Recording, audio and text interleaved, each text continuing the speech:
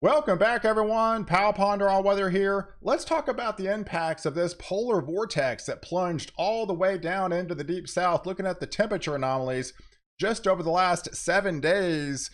Look at the widespread purple swath of anywhere from 15 to upwards to 30 below average temperatures. At one point, they bottomed out up there in Montana at 54 below zero, and that colder air is still inundating a good part of the lower 48 even this morning. So I appreciate all my subscribers out there. This channel is up to 233,000 subscribers. I appreciate each and every one of you.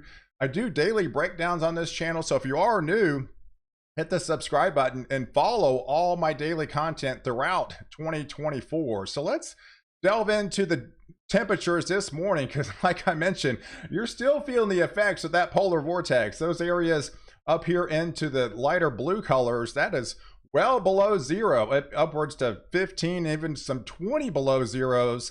But overall, 80% of the country is waking up with freezing temperatures, and about 17% are actually below zero. So we still have another day or two of these colder temperatures where I think things start to reprieve by the middle of next week. So let's talk about the snow, because we've laid down some pretty good snows over the last 3 days with this snowstorm that came from that northwest flow and inundating some of those areas across Iowa, back into Illinois. And once it got up into Ohio region, and especially into Pennsylvania, it actually started to slow down. Some of these amounts were fairly decent. I think Pittsburgh picked up about 6 inches, but we've had widespread 3 to 6 inch amounts, and those darker purple colors ended up going to 6 to even 10 inches. But the lake effect snow has been in full effect along these lakes here, just piling up when feet of snow. But looking at the water vapor imagery going forward, we're looking at 2 areas of activity. We still have that northwest flow with the overall bands of lake effect snow. Out to the west, we've got an atmospheric river event that will be pummeling the west coast. But then all eyes turn to the deep south into the Caribbean, where we got a return moisture flow that will be falling into that Arctic air. And that's where things will start to get interesting, as we get into that Sunday night, Monday, going into that Tuesday morning time frame. So we're going to delve into the forecast, but first I want to thank today's sponsor. Every morning, my wife and I start the day with a refreshing 3-mile walk. It's our commitment to a healthy lifestyle. And speaking of health, today's video is sponsored by AG1 by Athletic Greens. This is what keeps me energized and ready for anything the day throws at me. AG1 is not just a supplement, it's a complete nutritional powerhouse. It's a blend of 75 different high-quality vitamins, minerals, and whole foods source nutrients designed for your brain, body, and gut health. And yes, it's vegan, gluten, dairy-free, non-GMO, and no sugar added, and no artificial sweetener. Whether I'm rowing, lifting weights, or just getting through a hectic daily schedule, AG1 supports me every step of the way. It's easy to use. Just mix 1 scoop with an 8-ounce glass of cold water, shake it up, enjoy the refreshing pineapple and vanilla taste. It's simple, delicious, and fits effortlessly in any lifestyle, and make AG1 your healthy habit this year. Click on the link below and get a free welcome kit with the 5 travel packs and 1 supply of vitamin D3K2 for added support. AG1 by Athletic Greens, powering your health energy. Feel the difference every day. Go to my personal link below, drinkag1.com/ponderonweather. So let's talk about the forecast here. We've got that atmospheric river. This is the precipitation that's going to unload over the next 24 hours. So you can see for a good part of the country, up here to the northeast, that snowstorm will be winding down, other than these lake effect snow bands. And they still got to get that game off there in Buffalo tomorrow. It's still snowing up there. And so, but out west, we've got the atmospheric river. So those areas, especially along the coast, anywhere from Washington and Oregon, all the way down into the entire state of California, is going to get some healthy, beneficial rains across this region. So there's 2 areas that we're going to look at really all week long. So we've got this atmospheric river that's going to be coming out from the west. Then plus we'll be looking at those down here into the Caribbean, where a return moisture flow, and that will set the stage for an icy setup as we get into that Sunday night time frame. So if you look at the overall temperature anomalies, you can see where the temperatures are by Sunday. They're still the colder temperatures hanging on for the deep south, but you can see the ridge is slowly starting to retrieve there with the above average temperature anomalies. And guess where all the cold air is going? Up there in Alaska, folks. It's going to get dangerously cold, and up there in Western Canada and in Alaska really all week next week.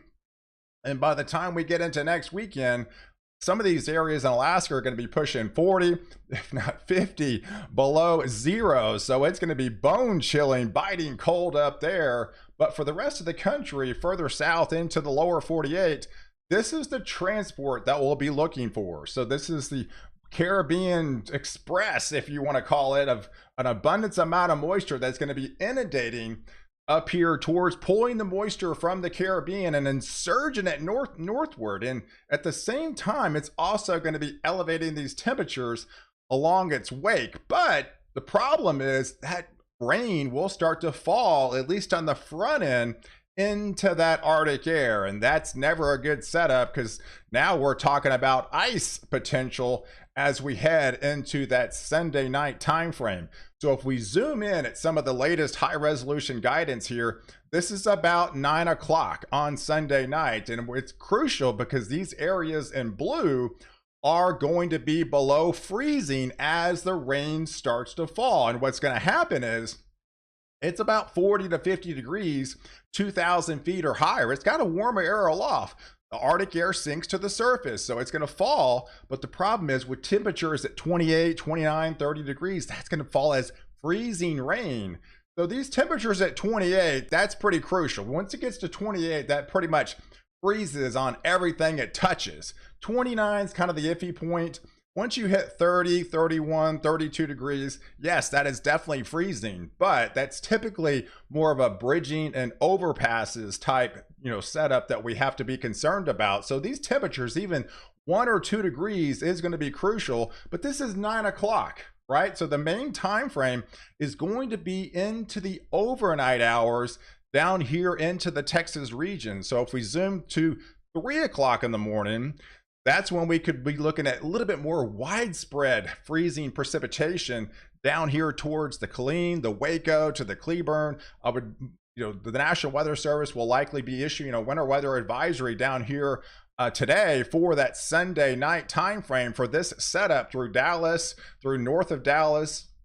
And the temperatures are going to be crucial because further south, you've got that surge, right? You got that water vapor surge pulling in from the south. That's going to be slowly elevating those temperatures as that rain starts to fall. So once we hit that 6 a.m. time frame, I think we're good. But before that, we're still below freezing. So you're still at 32, even at 3 o'clock in the morning here, going into Monday morning. Down here to 32 in Cleburne, 30 in Dallas, 30 in Sherman, 31 in Wichita Falls, and back into the 30s up there in Oklahoma City, getting into much of Oklahoma at 3 o'clock in the morning. But as we go into that 6 and 9 o'clock in the morning, it's only about, it's going to be like a about a 9-hour event essentially. So because by the time we hit 9 o'clock, once the sun starts to rise and we start elevating those temperatures just a tad, that's all it's going to take, as rain will train on the underneath to the south side, will wash away any of that ice that may be still stuck on the roadways. But you're still going to be dealing with the ice up here into Oklahoma because you're further north into the colder air. So even by 9, that ice is going to be still a problem further north into Oklahoma. Not a problem anymore as it comes out of Texas, but it's going to be an issue once it swings into portions of Arkansas, back into Missouri, and eventually this is going to be swinging over into Illinois. And once we hit that 4 o'clock Monday time frame, it's a fast process, folks. So it's going to be all rain by 4 o'clock on Monday in Texas, pretty much all rain in Oklahoma, and almost all rain in Arkansas. The ice is going to be over Missouri by then, and back into Illinois as that ice will slowly lift upwards because of the temperatures. right? It'll still be cold, but it won't be cold enough to be freezing down here. You're only in the low 40s or if not upper 30s where all that precipitation has fallen, is still going to be falling, and even into the 30, 35 degrees. So yeah, it's definitely cold, but not freezing. So anything that falls is going to be short-lived in this area. So the moral of the story is, if you got to be out in the roads down here further south into that crucial time of 9 o'clock at night, Sunday night, heading into say that 9 o'clock in the morning, Monday morning, that's going to be a 9-12 hour window there. You're just going to have to be on high alert of those roadways, because it's going to be tricky travel from anywhere from 28 to that 32-degree mark on the surface. But once we get into the afternoon, we're back into the upper 30s, if not the middle 30s, once we swing up. But it's, yes, where they're going to be starting to feel the snowpack up here further north into Illinois.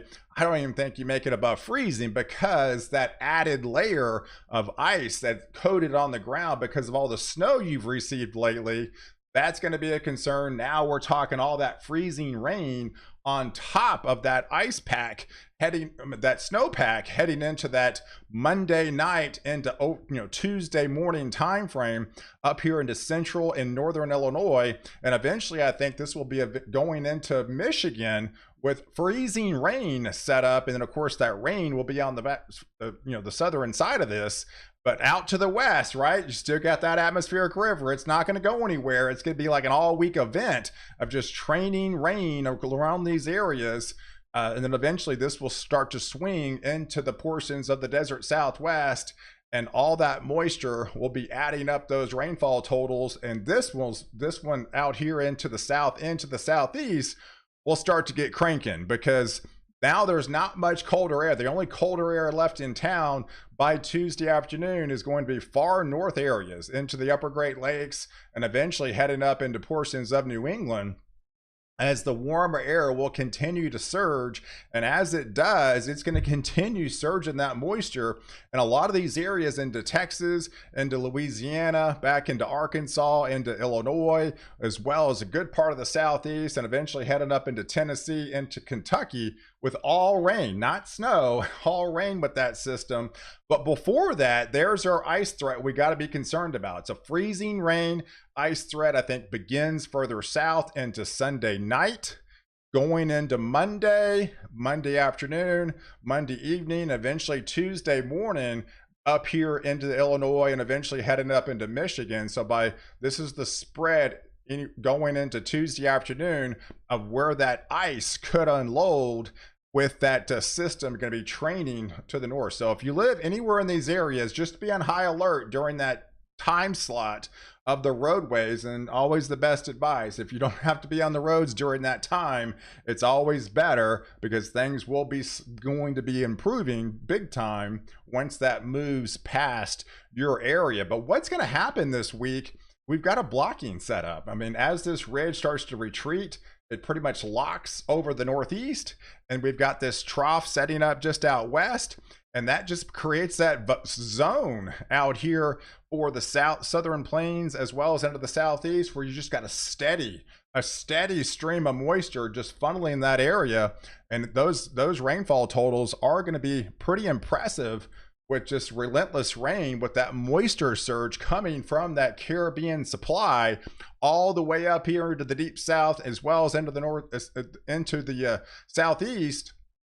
And eventually this will be swinging up there even into portions of the northeast. So you can see where the water vapor imagery, this is the main flow of where most of the precipitation will lie. You'll still get inundated with this atmospheric river events out here off west, and then you have kind of a drier slot up here through, say, Kansas, and up here into the Intermountain West, besides the the snows that could fall just in the mountain region. But overall, the temperatures definitely start to warm up big time as we go into that Thursday time frame. We're cold this morning, but it's going to be a rapid change by the time we head into Thursday morning. 20 to almost 25 degrees above average temperatures then, and you're starting to be looking at the dew points, right? Look at the moisture supply. This isn't April, it's not May, this is January. So yeah, it's pretty rare to see these dew points back into the middle 60s. And that's just tells you how much moisture is going to be available with this system. And you always have to look for, when those dew points are, 55 or higher, is, hey, what about severe weather, pal? Well, I'm not thinking it's going to be widespread event or anything like that, but some of these areas could definitely have some gustier winds, and you could have some definitely marginal risk, severe storms. 1 or 2 days could turn slight especially as we go into that Thursday time frame.